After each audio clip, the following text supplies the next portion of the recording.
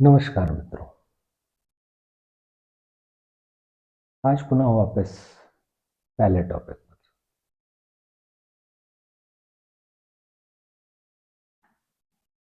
ये वास्तव में हम खुद करता है या बस एक कारक है जिसकी चीजों को निर्धारित कोई और करता है। जब हम अपने जीवन के कुछ साल गुजार लेते हैं अपनी समझ के साथ, तो कहीं ना कहीं हमारे मन में ये बात जरूर उठती है, चाहे हम बहुत सफल हो या असफल, कि क्या पिछला जो भी कुछ घटा था, क्या वो सब कुछ मैंने खुद ही किया था या इन चीजों को निर्धारित कोई और कर रहा था। मेरे मन में भी ये सवाल आता है, बहुत बार आता है। तो मैं पाता हूं कि मेरे जीवन के अनुमानतः 70% फैसले तो मेरे पास लेने की क्षमता ही नहीं थी। मेरे जन्म का स्थान, काल, देश, परिवार, समाज, जगह से लेकर मेरा स्कूल, मेरे लिए खुले हुए विकल्प, मेरी अपॉर्चुनिटीज, सही जगह पर सही समय होना या गलत जगह पर गलत समय होना, इन सब चीजों में ज्यादातर चीजें मेरे निर्धारित की हुई नहीं। बीमारी, संकट, सुविधा, हाँ, जो परिस्थितियां आई उनमें कहीं ये एहसास होता है कि शायद विकल्प चुनने की वहां कुछ क्षमताएं हमारे पास हैं, ऐसा महसूस होता है। तो शायद वहां कुछ विकल्प हमने चुने होंगे या उस पर भी मुझे शंका है, या हमें वही विकल्प चुनने ही थे।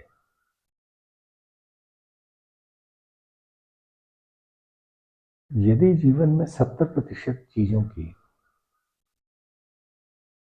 चुनने की न क्षमता हमारे पास है, न ही वो विकल्प हमारे पास है, न ही हमें कोई विकल्प दिए गए, न ही हमारा वहां दिमाग काम कर सकता है, न ही हम वो चुन सकते हैं,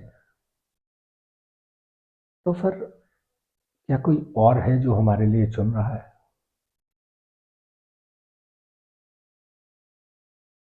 शायद। यदि 70% हमारे सामने है जो कोई और चुन रहा है, फिर 30% की महत्ता मेरे लिए लगभग शून्य है। 30% में हमें ये बस महसूस होता है कि ये विकल्प हम चुन रहे हैं।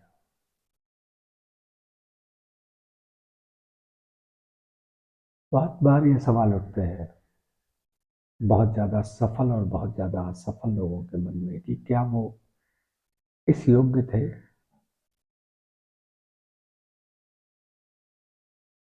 कि वो इतने सफल हो सकते हैं या वो इतने असफल हो सकते हैं। आखिर कैसे?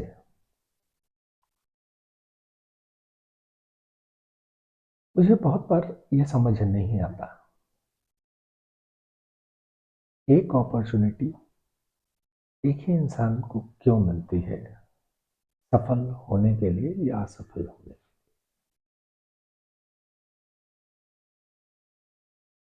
कभी समय ऐसा होता है जब आप मिट्टी को भी छू लें और वो सोना बन जाए, और कभी समय ऐसा होता है आप सोने को लगातार छूते रहें, वो मिट्टी बनता रहे।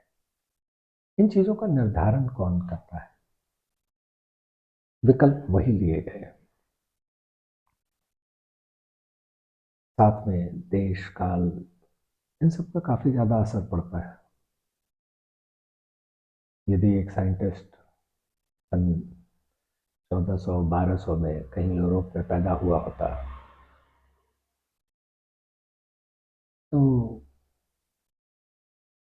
उसे मार दिया गया होता। इन्वेंशंस को हम मानते कि ये इन्वेंशंस नहीं है, ये साइंस नहीं है, क्योंकि साइंस को मान्यता प्राप्त नहीं थी। किसी ने कभी यदि ये विचार रखा कि इंसान भी हवा में उड़ सकते हैं तो उसका मजाक उड़ाया गया,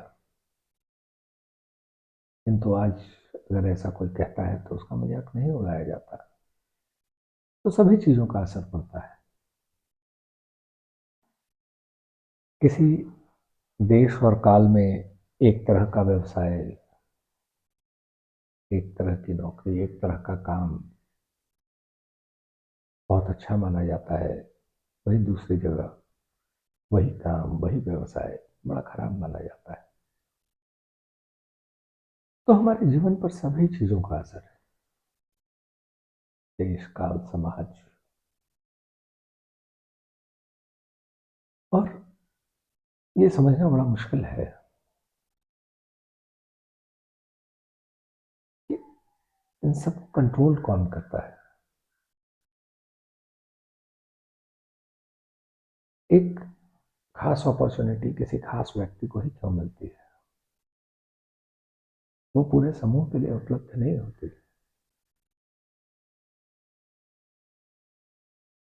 वो एक खास व्यक्ति के लिए ही उपलब्ध होती है।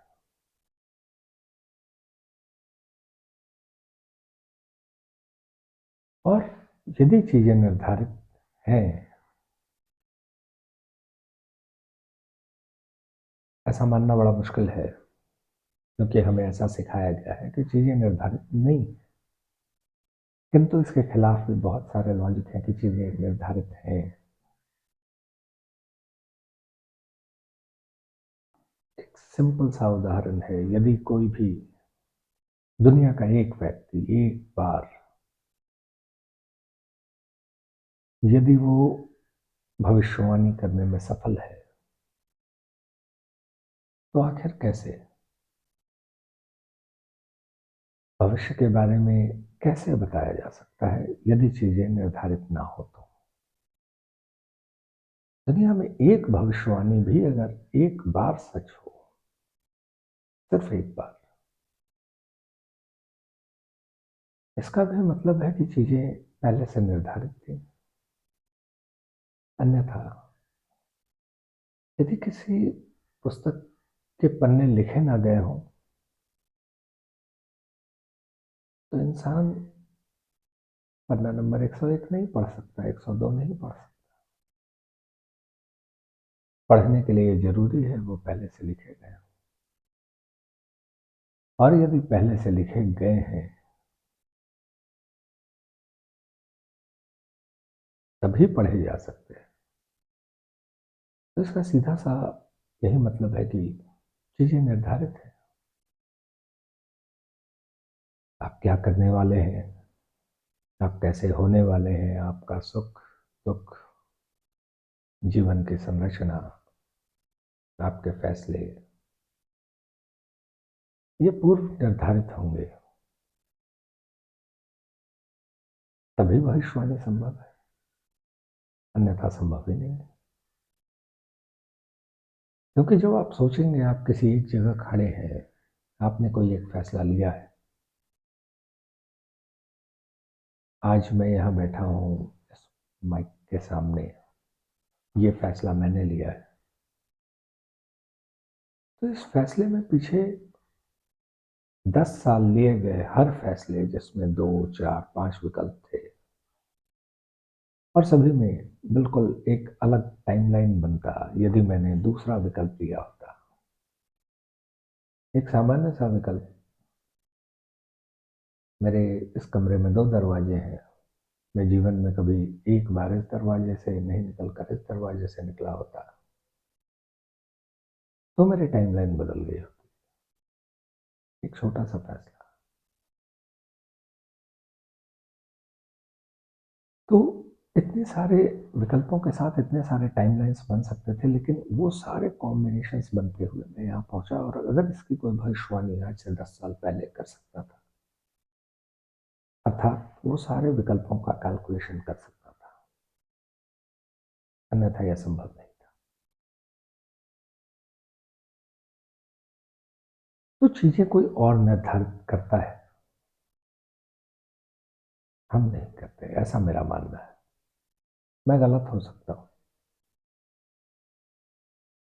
क्योंकि ये कहना बड़ा आसान है, इसको मानना बड़ा मुश्किल। और यूट्यूब पे बैठे जितने भी मोटिवेटर्स हैं या जितने भी लोग हैं, ये अनिवार्य नहीं, वो जो कहते हैं उसे वो करते हैं, उसे वो मानते हैं।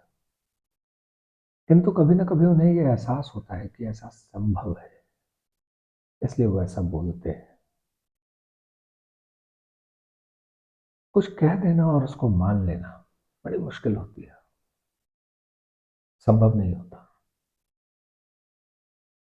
हम कह देते हैं ये चित्र, ये प्रतिरूप महादेव का है, किंतु महादेव को एक्सेप्ट करना बड़ा मुश्किल होता है। इनके सामने हाथ जोड़ के खड़ा होना आसान होता है, किंतु इन्हें स्वीकार कर लेना बड़ा मुश्किल होता है।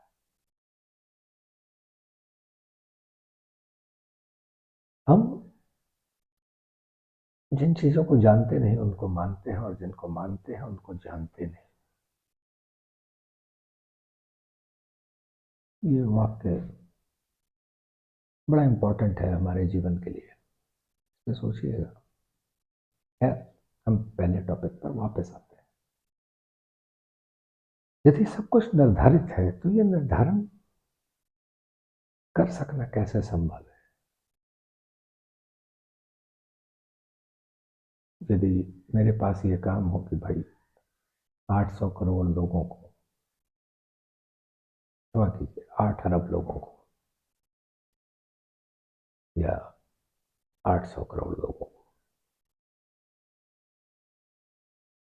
उनके विकल्पों के बारे में उन्हें बताना, सचेत करना कि क्या विकल्प है तुम्हारे पास। यदि मुझे ये करना होता तो फिर मैं कैसे करता।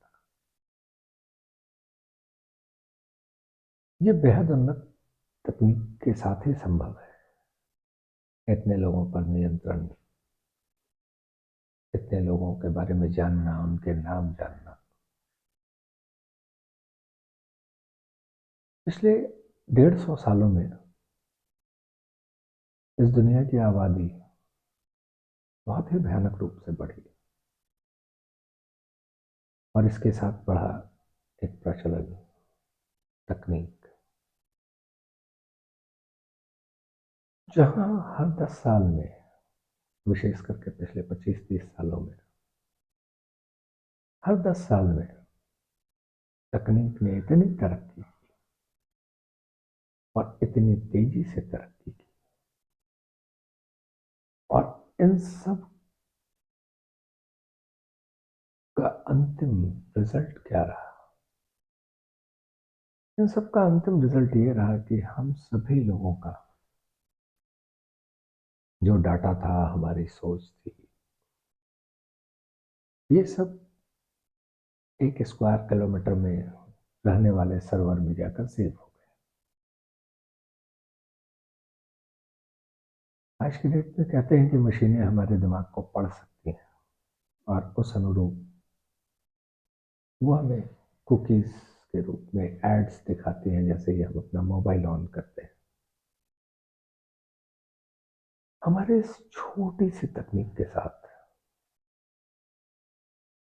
हम 8 अरब लोगों का दिमाग पढ़ने में कैपेबल है, जिन्होंने मोबाइल अपने हाथ में लिया हुआ है, जिन्होंने हमारे एक टूल को अपने हाथ में लिया हुआ है। हम उनके दिमाग को पढ़ सकते हैं, उनको देख सकते हैं, उनको जान सकते हैं, समझ सकते हैं, उनकी इच्छाओं को समझ सकते हैं, उनकी इच्छाओं को बदल भी सकते हैं। यदि इससे 100 गुना अधिक उन्नत तकनीक किसी के पास हो, तो वो क्या कुछ नहीं कर सकता हमारे साथ? जो चाहे वो। और हम ये सोचते रहते हैं कि भैया ये हमने किया, ये हमने किया। क्योंकि वास्तव में कभी बैठकर ध्यान से सोचेंगे तो उन सब करने में आपके लिए गए खुद के चुने गए विकल्प कितने प्रतिशत थे? वो शायद 10-15% आपको एहसास होगा कि वो विकल्प आपने चुने थे। इससे ज्यादा विकल्प आप नहीं ढूंढ पाएंगे। मैं नहीं ढूंढ पाता खुद के लिए भी। जो इच्छा आपने प्रकट की थी, इस दुनिया में कितने प्रतिशत लोग हैं जो अपनी इच्छाओं के अनुरूप अपनी जगह पर पहुंचे? बहुत ही कम। ज्यादातर लोग ऐसे हैं जिन्होंने कभी सोचा नहीं था कि वो यहाँ हो, किंतु वो वहां है। आखिर कैसे, क्यों?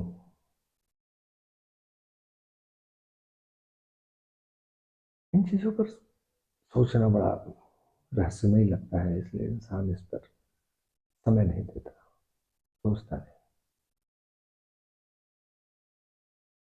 और यदि ऐसा नहीं भी है तो भी इस बात को मानने के दो फायदे हैं। यदि हम इस बात को स्वीकार कर लें कि हम कुछ नहीं करते, नियति है, भगवान है, या जो भी है, सभी चीजों का निर्धारण वही करते हैं, सभी कुछ वही चलाते हैं। इस चीज को मानने के दो फायदे हैं। पहला फायदा, यदि आप बहुत ज्यादा सफल हैं तो सफलता का अहम आपके पास नहीं होगा। अगर आप ये विश्वास करते हैं, मानते हैं कि ये सब कुछ किसी और ने किया है, तो बड़ा सुगम हो जाएगा। आपके पास वो घमंड नहीं होगा, वो अहम नहीं होगा, और उन चीजों को खो देने का डर नहीं होगा। दूसरे, यदि आप असफल हैं तो उन चीजों के लिए भी आप किसी और को सारा क्रेडिट दे रहे हो, जिससे अपनी समस्याओं मुसीबतों के समय ये लड़ने का साहस मिलेगा कि ये कर तो कोई और रहा है, मैं तो करता हूं नहीं। क्योंकि जब आप मुसीबतों की ओर भी देखेंगे तो जीवन में आई हुई ज्यादातर मुसीबतें आपके खुद के किए हुए चीजों के बल पर नहीं आती।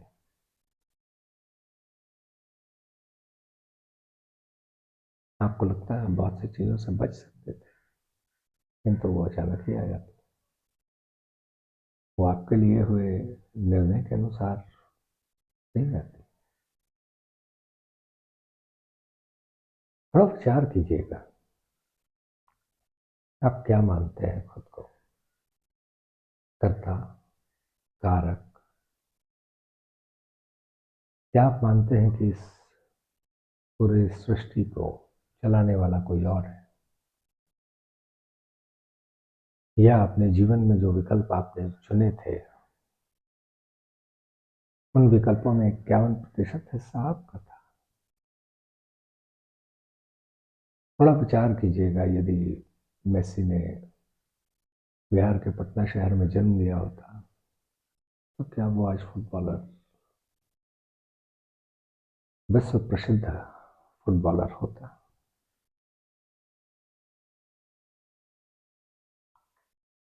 क्या यह संभव होता?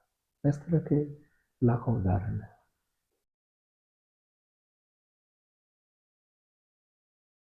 तो देश, काल, समय, परिवार, समाज, इनका निर्धारण कौन कर रहा है? क्या ये रैंडम है, सेलेक्टेड है?